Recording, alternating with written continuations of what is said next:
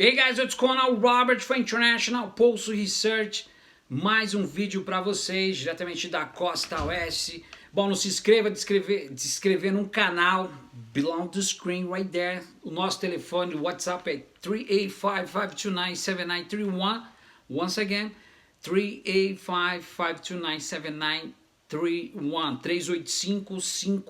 385-529-7931. Você pode mandar mensagem, a gente vai estar respondendo nos próximos episódios aqui diretamente da Costa Oeste. Vamos falar um pouco sobre a senadora Ana Amélia, que confundiu Al Jazeera com Estado Islâmico. Hoje a senadora Gleisi Hoffmann deu uma entrevista para a TV Al Jazeera do Oriente Médio, né? E ela foi contestada pela senadora Ana Amélia do PP, que disse esperar que essa exortação não tenha sido para convocar o exército islâmico ao Brasil. Então, a senadora Gleisi Hoffmann tentou expor o que está acontecendo através das ideias autoritárias da mídia, do Main Street no Brasil, dos factóides políticos, do estado de exceção e da mídia que apresenta essa barbárie como uma guerra dentro do Estado democrático brasileiro, ou seja, o sistema judiciário como exceção. A gente vai estar explicando para vocês agora. Então a senadora Gleisi Hoffmann a criticar uma entrevista do presidente nacional do PT, a senadora Hoffmann do PT fez a TV Al Jazeera. Então a senadora Ana Amélia do PP do Rio Grande do Sul demonstrou total desconhecimento a respeito das relações aos árabes. Em um discurso do Senado, ela disse que se quiser falar que Lula é um preso político em rede internacional, é de serviço ao Brasil, e que espera que essa exortação não tenha sido para convocar o Estado Islâmico a vir ao Brasil para proteger o PT. A gente sabe que a virtude ela é uma prudência. A gente vê tanta incógnita, uma pessoa que está quase 8 anos em reta de caminho de vida, uma senhora dessa que não contribuiu com a sociedade, em hipótese alguma, não contribuiu com a sociedade, pelo que me pareça, tá aí por plágio, tá aí por conexões a partidária de outros partidos. A gente sabe que ganha acima do teto e jamais fez algo para poder contribuir. Porque quem perde com isso, você que está assistindo agora, presta atenção, é a sociedade brasileira. Tem muita gente questionando o que está acontecendo aí com o Lula, com a prisão, que o dólar despencou, que a economia é isso e aquilo. A gente vai estar mostrando para vocês essa repugnação do esvaziamento dos direitos da Constituição e essa disruptura da democracia no estado de exceção. Então, ao criticar a entrevista, Gleisi apontou a sexofobia por parte da senadora do PP e a senadora que incentivou a violência contra a caravana do Lula, na época ele estava no sul do país. Ela também falou sobre o preconceito que ela tem sobre o povo árabe, colocou em pauta e está totalmente desinformada. A rede Al Jazeera, pelo incrível que pareça, é um grupo de comunicação que tem sede lá no Oriente Médio, no Catar, é respeitado em todo o mundo e o nome da emissora ficou entre os assuntos mais comentados no Twitter brasileiro por conta do discurso da Ana Amélia. Gleisi, a senadora da República e presidente do PT, denunciou a prisão política na Al Jazeera e é reconhecida no mundo inteiro, exclusive nos Estados Unidos, como uma rede isenta, sob fortes informações confiáveis. E tem gente doida aí no Brasil, ela quis dizer, querendo confundir pelo com ovo, literalmente. Então vamos falar um pouquinho sobre o que está acontecendo. A gente sabe que tudo isso que está sendo desvinculado dentro desse jogo de ambiguidade do judiciário que tenta julgar contra a majoritariedade, a gente vê um estado de exceção promovido pelo judiciário. É claro que a Gleisi Hoffmann, que é presidente do PT, ela está preocupada com a postura e com a imagem do Partido dos Trabalhadores, está tentando difundir algo que aconteceu com o Lula. O Lula foi preso baseado em delações premiadas e em convicções. Se você, como eu já falei, for ler as páginas do processo, você vai ver que tem algo totalmente desconfigurado. Hoje mesmo o TRF4 aniquilou o último embargo do petista, através da defesa. Eles nem deram conta, eles jogaram, nem tiveram conta de de colocar em pauta. Então a gente vê aí que o juiz ele está julgando a lealdade fora da Constituinte, naquilo que ele está sentindo como Estado comum. Ou seja, é um contrassensorial daquilo que a gente colocou em pauta em 1988 durante a Constituição que foi promulgada em 1988 no Brasil.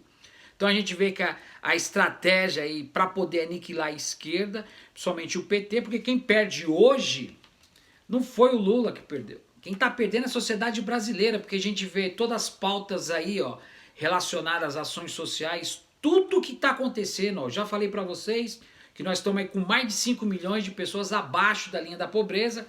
A gente vê o judiciário como um estado de exceção e a estruturação da exceção justa, ela é perseguida através do que? Do lawfare, que condenou o ex-presidente Lula baseado em convicções, como eu já falei para você, de um apartamento que não é dele, que tentaram reformar um elevador que não tem.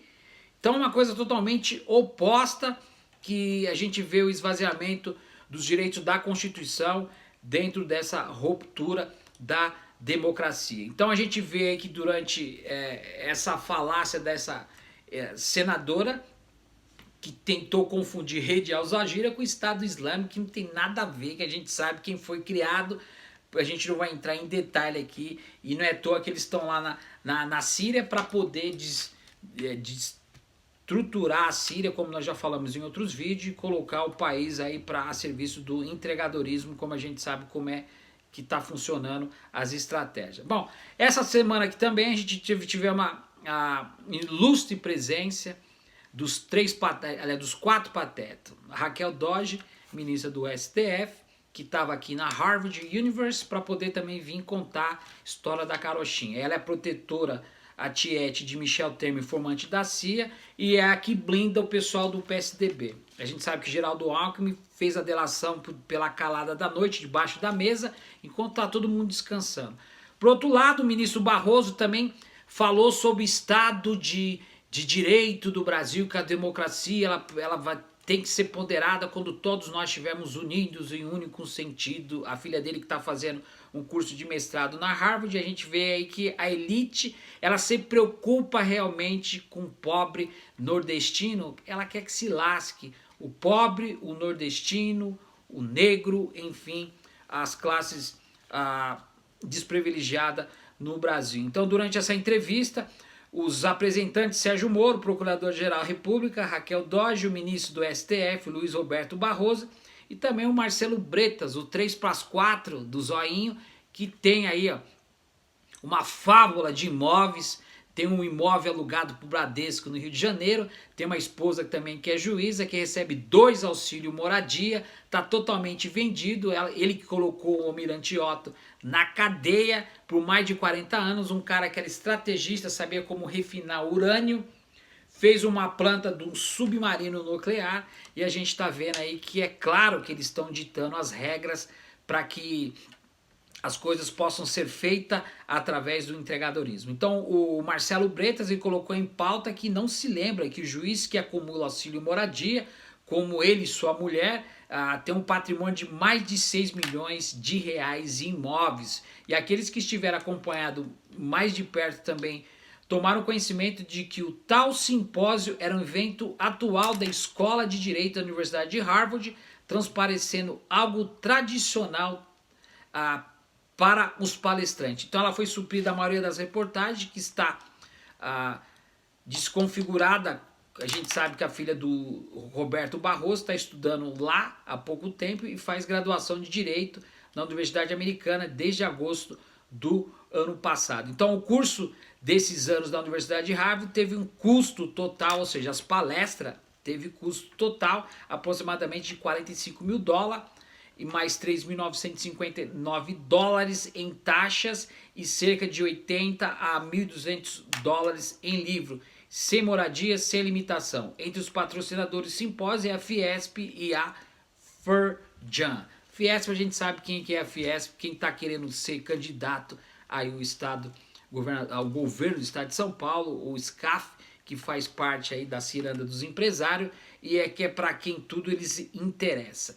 Aparecer na mídia internacional e prestar contas ao mundo, mostrar que a ligação, ou seja, a Liga da Justiça, o quarteto lá, está pronto para aniquilar o Coringa, o Pinguim e o Charada. Ou seja, alguns dias atrás, nas emissoras, repetiram a exaustação de uma entrevista do Moro para um sitezinho chinês, onde ele comentou algumas palavras em inglês e, pelo incrível que pareça, a gente vê aí a falácia do Sérgio Moro aí tentando explicar uma historinha do poderoso chefão. Então você que está assistindo a gente aí, presta atenção. Buonasera. Was it English? Look at the English this guy right now. Sérgio Moro. You can't understand one word. Eu não consigo entender uma palavra. By her boyfriend and a friend, and Bonacera went there to request help from Godfather. So Godfather You gotta be back to high school for learning English much better. For you know what I'm saying. Persons, and after some drama, Sérgio Moro falando lá na Harvard, juizinho de primeira instância fascista, que colocou o Brasil mais de 3,0 abaixo da linha da pobreza, mais de 35 milhões de pessoas na informalidade. Quebrou o Brasil, rachou o PIB, literalmente, a serviço de grandes incorporações aqui nos Estados Unidos. Para quê? Tudo por causa de um nordestino, do pobre da periferia, do negro, do trabalhador, porque eles não querem perder privilégios. You know what I'm saying? Entende o que eu estou querendo dizer? And then you guy gotta go back to school for learning more practical, more English stuff like that. You know what I'm saying? Então a gente vê esse judiciário que tenta julgar contra a maioria da população. Então a gente vê a virtude, ela vai sempre ser uma prudência. Então, dentro desse factoide político, a gente vê que a senadora Ana Amélia, do PP, confundiu literalmente. Existe uma grande perseguição referente a esse racismo que a elite tem de não querer ajudar a classe menos privilegiada. A gente vê o racismo contra todos eles, feito para que eles possam perpetuar literalmente no poder. Então a senadora Amélia confunde Al Jazeera com o Estado Islâmico, ridícula. Outra que também tem que aprender um pouco mais para poder realmente ajudar o país da melhor forma possível. Quem perde com isso, gente, é único e exclusivamente a população brasileira. Então a gente vai trazer mais vídeo falando sobre a estratégia desse golpe e o que vai acontecer daqui para frente dentro dessa ruptura. A gente vê aí que 20% da população branca que domina. A gente sabe que tem 5 brasileiros que têm a riqueza de 100 milhões de brasileiros no Brasil. Nós somos 207 milhões. Tem 5 brasileiros que têm a metade do país, a metade da riqueza. A gente vê o pobre aí sofrendo com tanta desigualdade social. Stick around, a gente volta no próximo vídeo. Não esqueça de se inscrever no canal. Telefone 385-529-7931. Até mais.